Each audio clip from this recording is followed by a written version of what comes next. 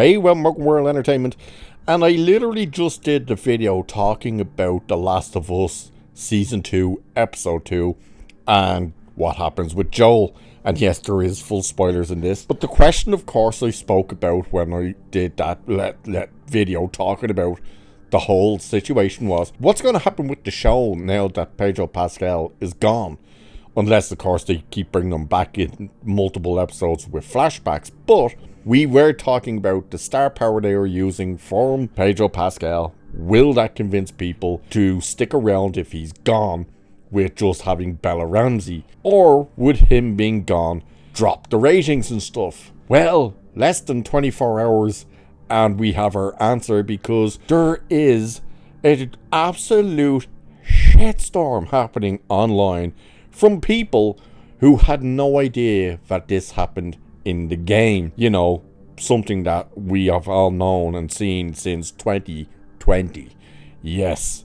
So let's dive into this, because it looks like they made the absolute wrong choice. So it's saying, a familiar storm is brewing online as HBO's The Last of Us heads into its second season, with early episodes confirming that the show is following the major plot beats of The Last of Us Part 2.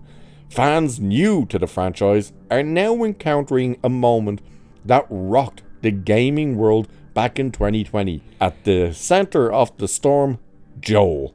Pedro Pascal's portrayal of Joel drew mixed reactions from The Last of Us Season 1. While some viewers appreciated his interpretation, others felt it lacked the intensity and grounded nature of the original character from the games. Now, those same fans are grappling with the realization that Joel's time in the spotlight may be cut short, just as it was in the game. While longtime players knew this day was coming, it hasn't made the reaction from show-only audiences any less intense. The Last of Us Part 2 game was awash in controversy early on, as new character Abby, a jacked muscular female, mercilessly ends the life of Joel, the primary protagonist of the first game, in the sequel's opening hours.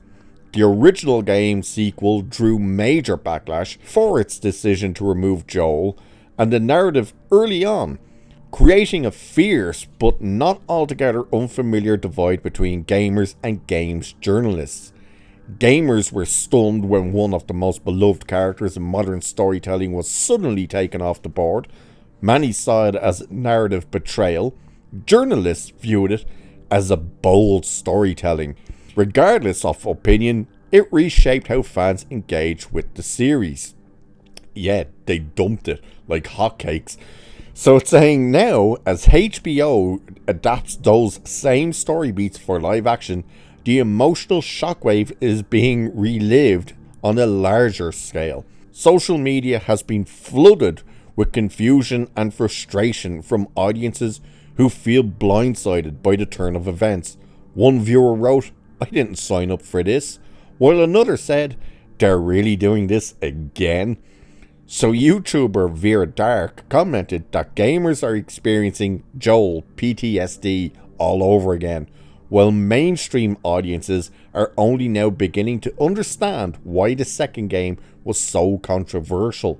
She predicted a significant drop in ratings and viewership, and pointed to the current Rotten Tomatoes audience score, which had dipped to around 54% following the episode, as an early warning sign. Now, the dip is on the audience side, not the critics side. Critics, I think it's in around the 75%, but wait till you hear this part. So, adding to the frustration for some viewers is a claim that Rotten Tomatoes has delayed or filtered users' reviews for the new episode, despite thousands of new audience ratings being logged. This mirrors concerns voiced during other recent media controversies where high-profile franchises face scrutiny from long-time fans. So this is them again going, "Oh, we can't let the ratings drop." Just scrap some of the reviews, like delete them and remove them and stuff like that. Because we've seen Rotten Tomatoes do this over and over again, where they try to protect all these things and to do it. they changed their algorithm, they changed the way it uses, or they just straight up delete or edit people's reviews. But as you're seeing right now, as this article points out, the people who didn't know the games, they might have known there was a controversy around it, but they didn't know the game, now understand why there was that controversy. And you're already now seeing people going, hang on, the only reason I'm really watching this was because of Pedro Pascal. He's now gone, so now what does the show do? Because you cannot have this show rely on Bella Ramsey. I'm sorry, you just can't. She's a terrible actress. She's terrible in the role of Ellie. She's obnoxious and horrible as Ellie. And people say Ellie was obnoxious in the second game. Yeah, but you still liked her. She was still a likable character, even though she did things that were annoying. Now, it should be also noted that the controversy with the game isn't just that Joel was killed in the first hour of the game. It's that you were then forced to play as Abby for the next part of the game. And I'm curious as to how the show is going to handle that element. Are we going to have to spend the next few episodes with her? Don't know. But either way, the very thing that pissed the gaming fans off has now pissed the show's audience off, and it looks like they are about to lose quite a chunk of this audience. So it's going to be very interesting again to see what happens with these ratings. Other than that, we were all right. We said this will cause a shitstorm, and sure enough, it's caused a shitstorm. So you reap what you sow. You could have changed that, but you didn't. You stuck to your guns, and you did it so early on in the second season as well. Wow. So with that, I shall leave it there for this one. Like, share, subscribe, all that good stuff. Cheers, and I'll catch you in the next one.